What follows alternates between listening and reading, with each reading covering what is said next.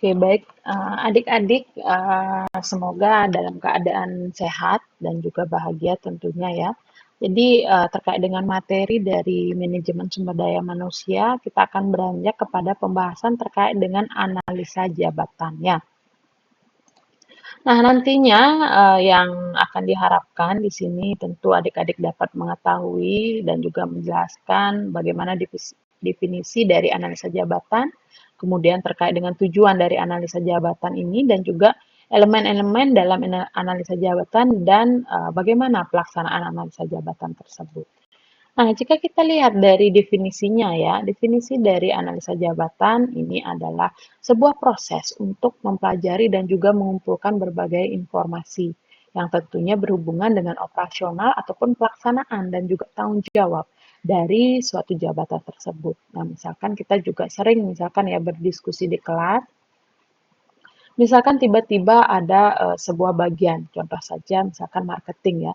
Dari marketing ini yang awalnya mungkin baru diemban tugasnya oleh satu orang, nah dilihat bahwa dari si marketing ini perlu mungkin dipecah kembali gitu ya menjadi beberapa sub bagian, sub bidang di bawah divisi marketing ini. Nah, dari sana dilihat pekerjaan apa sih yang akan dibagi. Nah, contoh kalau saya misalkan berikan gambaran sedikit yang sangat sederhana ya, misalkan dari sebuah marketing akan dibagi jalurnya misalkan menjadi 3. Jadi misalkan dari jalur online, offline, dan juga referral misalkan atau by referensi. Nah, dari ketiga jalur marketing ini, nah tentu dibutuhkan orang yang untuk bertanggung jawab di masing-masing jalur seperti itu. Nah, sehingga untuk uh, sebelum kita membuat jabatan tersebut, kita juga harus membuat analisanya dulu.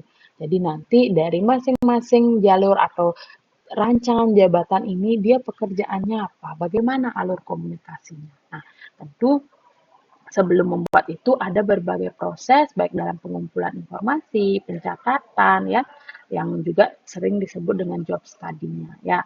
Nah, job study ini seperti tadi yang saya jelaskan bahwa dia akan mempelajari tentang tugas, proses kerja ya, tanggung jawab dan juga persyaratan personal dari jabatan tersebut ya. Contohnya tadi misalkan di jalur online. Nah, tentu kompetensi seorang karyawan yang nanti menduduki dari jabatan ini adalah mungkin orang yang paham tentang internet marketing misalkan atau paham tentang sosial media yang bisa bernegosiasi dan lain sebagainya. Nah, lalu tujuannya apa? Nah, pertama tentu memberikan pengertian ya tentang tugas yang terkandung dalam suatu jabatan dan persyaratan yang harus dipenuhi untuk jabatan tersebut. Kemudian hal ini juga menjadi dasar untuk melaksanakan kegiatan-kegiatan dari manajemen sumber daya manusia ya, mulai dari perencanaan sampai dengan pelaksanaan kegiatan pemeliharaannya ya. Nah, jika kita lihat juga dari elemen analisa jabatan, yang pertama kita akan menuliskan terkait dengan uraian jabatan atau job description.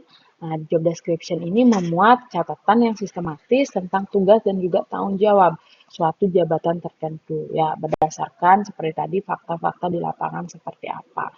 Kemudian yang kedua terkait dengan spesifikasi ya persyaratan jabatan ya, misalkan minimal pendidikannya apa, kemudian kompetensi yang harus dimiliki apa, ya, mungkin juga pengalaman kerjanya seperti apa, dan lain sebagainya.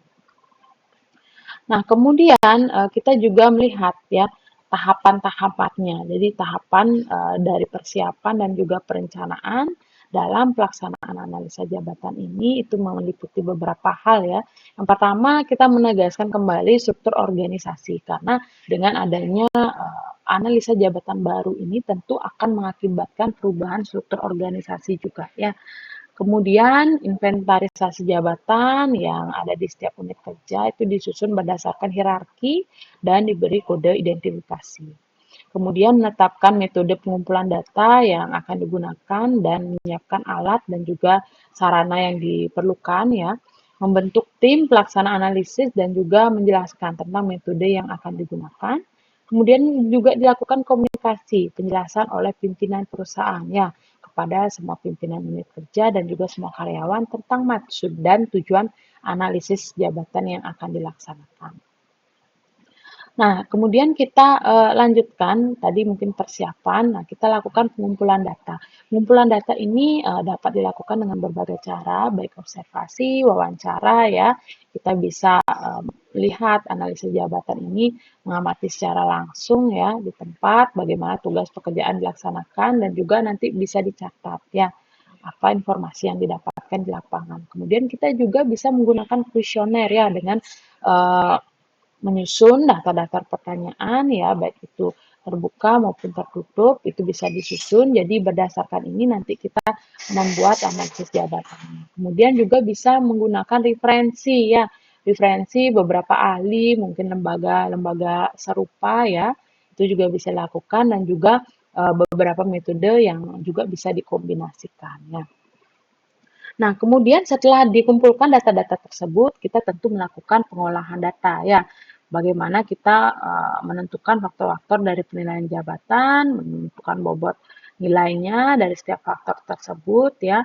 Kemudian menganalisa hasil interview dan juga kuesioner, kemudian terkait dengan persyaratan jabatan, menyusun uraian jabatan ya, melakukan pola penilaian jabatan sebagai dasar dari penentuan sistem personalia lainnya. Dan yang terakhir adalah mempersiapkan rekomendasi bagi perencanaan tenaga kerja, pola pengadaan, seleksi, penempatan pegawai, penilaian karya pegawai, sistem pemberian balas jasa, ya ini terkait dengan benefitnya ya, pelatihan dan juga pengembangan karyawan tersebut, sistem dan juga prosedur administrasi kepegawaiannya.